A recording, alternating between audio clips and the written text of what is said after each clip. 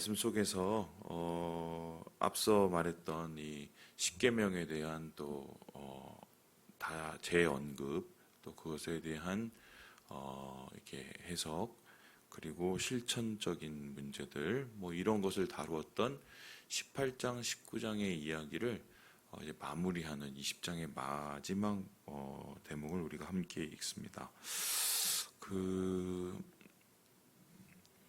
하나님께서 특별히 이스라엘 백성을 거룩한 백성으로 구별하였고, 또한 하나님께서 그들을 애굽으로부터 구출하였을 뿐만 아니라 또한 새로운 땅 가나안에 정착시키기까지의 과정 속에서 가장 원하셨던 것이 무엇일까 한번 생각을 해보면 새로운 사람들, 새로운 하나님의 백성들로 만들고자 하는 것이었습니다.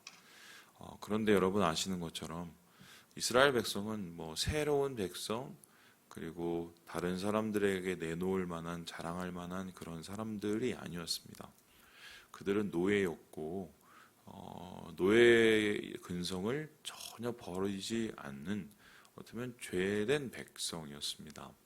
그런데 그러한 죄된 백성, 한마디로 죄를 끊어내지 못하고 과거의 유혹을 끊어내지 못하고 계속적으로 넘어지고 쓰러지고 또한 자빠지는 그들을 하나님께서 하나님의 거룩한 백성으로 만들기 위해서 주신 것이 율법입니다. 그런데 그 율법이라는 것은 도대체 무엇일까 생각을 한다면, 우리가 앞서서 계속 우리가 보았듯이 율법은 하나님의 기준이거든요. 하나님이 보시기에 선한 것, 하나님 보시기에 악한 것. 그래서 주님이 보시기에 악한 것은 하지 않고 선한 것을 도모하되, 주님의 기준은 세상의 기준과 다르기 때문에 세상의 기준으로부터 작별을 하고 하나님의 기준을 붙잡아야 그들이 하나님 안에서 새로워질 수 있다, 이렇게 생각했던 것이죠. 그런데 하나님의 기준은 도대체 무엇일까를 한번 잘 고민을 해보면 계속적인 말씀 속에서 우리가 한 가지의 단어가 계속 눈에 들어옵니다. 그것은 무엇이냐면요, 우리 함께 25장 말씀을 같이 한번 읽어보도록 하겠습니다. 25절 말씀입니다. 시작. 너희는 짐승이 정하고 부정함과 새가 정하고 부정함을 구별하고, 내가 너희를 위하여 부정한 것으로 구별한 짐승이나 새나 땅에 기는 것들로 너희의 몸을 더럽히지 말라. 계속적으로 하나님께서 말씀하신 것 중에 가장 반복되는 단어는 뭐냐면 또 정하다, 부정하다라는 뜻이에요. 정하다는 것은 깨끗하다는 뜻이고, 부정하다는 것은 더럽다는 것입니다. 그러니까 하나님께서는 이 율법을 통해서 어떤 것이 깨끗한 것인가를 얘기해줘서 그 깨끗한 것을 우리가 열심히 도모하도록 이렇게 말씀하셨고, 또 뿐만 아니라 어떤 것이 더러운 것인가를 가르쳐서 그 더러움이 우리를 지배하지 않도록, 더러움으로부터 완전히 벗어나도록 하나님께서 우리에게 요구를 하신 것입니다. 그래서 하나님의 그러한 더럽고 또한 깨끗한 것의 기준은 우리가 사는 삶의 모든 양식, 그러니까 삶의 모든 장소, 그리고 삶의 모든 시간 속에서 적용이 되는 거죠. 25절에 보듯이 먹고 안 먹는 그 음식까지 세상의 기준으로 그냥 먹고 싶으면 먹고 말고 싶으면 마는 게 아니라 바로 하나님의 기준으로 이것은 깨끗하니까 먹고, 이것은 깨끗하지 마니까 먹지 말고, 뭐 이런 식으로 하나님이 우리의 음식을 다루시죠. 그리고 뿐만 아니라 우리 앞서서 이 19장에 보면 어떤 말씀이 나오냐면, 하나님께서 섞어찬 그 혼합 옷감을 금지시키셨습니다. 이것은 하나님이 보시기에 깨끗한 것이 아니었기 때문인데요. 그래서 우리가 입는 옷도 하나님이 보시기에 깨끗한 한 종류의 옷감으로 짜기를 원하셨어요. 또 여기서 끝나는 게 아니라 심지어 그들이 살아가는 그 공간 속에서도 집안에 있는 그 곰팡이라고 얘기를 하지만 한마디로 이제 그것을 문둥병이라고 이렇게 말을 할 정도로 말씀을 하셔서 우리가 주거하는 공간에 깨끗한 것과 더러운 것을 구별을 하셔서 의식주가 하나님이 원하시는 정한 것, 깨끗한 것 가운데 살아가기를 원하십니다. 이거는 외형적인 문제입니다. 그리고 그 삶의 외형적인 문제를 떠나서 이젠 우리의 내면을 다루시는 거죠. 사실 그게 하나님께서 가장 원하시는 것이었는데 우리의 삶 속에서 우리의 몸을 더럽히는 것 하나님이 말씀을 하시고 우리의 몸을 깨끗게 하는 것이 무엇인지를 하나님께서 말씀하십니다. 그 예가 바로 이것일 텐데요. 우리 함께 21절의 말씀을 같이 한번 읽어보겠습니다. 21절입니다. 시작. 누구든지 그의 형제의 아내를 데리고 살면 더러운 일이라. 그가 그의 형제의 하체를 범함이니 그들에게 자식이 없으리라. 한마디로 이 가족과 공동체를 깨뜨리는 잘못된 성문화를 하나님께서는 깨끗한 것, 더러운 것으로 구별을 하십니다. 그래서 하나님 보시기에 더러운 성적 행위, 성적 관계를 유지하는 것을 주님은 금지시키셨고요. 반대로 내가 하나님 안에서 온전한 깨끗한 몸을 다스리고 깨끗한 공동체의 관계를 이어나가기를 하나님께서 원하셨던 거예요. 그리고 더 나아가서 하나님께서는 마음을 다루시죠. 그 마음 속에서 하나님이 깨끗하고 더러운 것은 무엇입니까? 바로 이런 것인데요. 우리 함께 27절의 말씀을 같이 한번 읽어보겠습니다. 27절입니다. 시작. 남자나 여자가 접신하거나 박수무당이 되거든 반드시 죽일지니 곧 돌로 그를 치라. 그들의 피가 자기들에게로 돌아가리라. 우리의 영혼을 더럽히는 잘못된 이 신앙, 그러니까 무속 그리고 샤머니즘 이런 모든 문제가 우리의 영혼을 더럽히는 것이기 때문에 그걸 하지 말고 하나님의 영으로 충만한 깨끗한 자가 되라고 주님께서 가르칩니다. 그래서 하나님의 영을 우리의 마음속에 거하는 깨끗한 사람이라는 것은 무엇입니까? 하나님만 섬기는 자고 안식일을 지키는 자고 또한 하나님의 이름을 소중히 여기는 자다. 바로 하나님께서는 우리의 마음이 깨끗하기를 원하셨어요. 그리고 사회적인 관계 속에서도 마찬가지죠. 하나님께서는 거짓말, 도둑질, 또 여러 가지 사람을 속이는 마음속의 탐욕, 이런 모든 것이 우리의 마음을 더럽히는 것이고 관계를 더럽히는 것이라고 생각했기 때문에 십계명에서 그것을 하나님께서는 거절케 하시고 깨끗한 관계를 하나님이 원하시는데 그 깨끗한 관계는 다름 아니라 내 이웃을 내 몸과 같이 사랑하는 하나님의 이웃사랑의 모습이었다. 이렇게 정리를 할 수 있겠습니다. 자, 그러면 다시 우리가 앞서서 한 얘기를 정리해보죠. 하나님께서는 이스라엘 백성이 새로워지길 원하셨다. 그 새로워지기를 원하셔서 하나님은 율법을 주셨다. 그 율법은 결국 하나님이 원하시는 것과 원하지 않는 것을 알려주고 우리를 깨끗게 할 것과 더럽게 하는 것을 가르쳐 주셔서 우리의 영혼이 하나님 안에서 깨끗한 영혼과 몸이 되기를 원하셨다. 이게 하나님께서 결국 우리에게 주신 율법의 가장 중요한 것입니다. 자, 그래서 이러한 전통들이 나중에 계속적으로 몇백 년 동안, 천년 동안 이어져 나가게 됩니다. 그런데 이러한 전통 끝에 예수님 시대에 돌아와서 예수님께서는 이에 대한 새로운 해석을 하기 시작하십니다. 무엇입니까? 안식일을 범하지 말라라고 했는데 어떻게 해요? 안식일에 제자들하고 가서 뭐예요? 밀이삭을 따먹었어요. 그건 안식일을 더럽게 하는 그 당시로는 더러운 행위인 거죠. 뿐만 아닙니다. 예수님께서는 안식일에 죽어가는 자를 일으키고 살리시는 일도 감당하십니다. 안식일에 일을 하지 말라고 했는데요. 거기서 끝나는 것이 아니죠. 예수님께서는 심지어 어제 말씀드렸듯이 간음한 여인을 이 죽임을 당해야 되는 그 여인을 구출해내세요. 사람들의 증오로부터. 이렇게 다 따져보면 예수님은 마치 율법의 파괴자처럼 생각이 되는 거죠.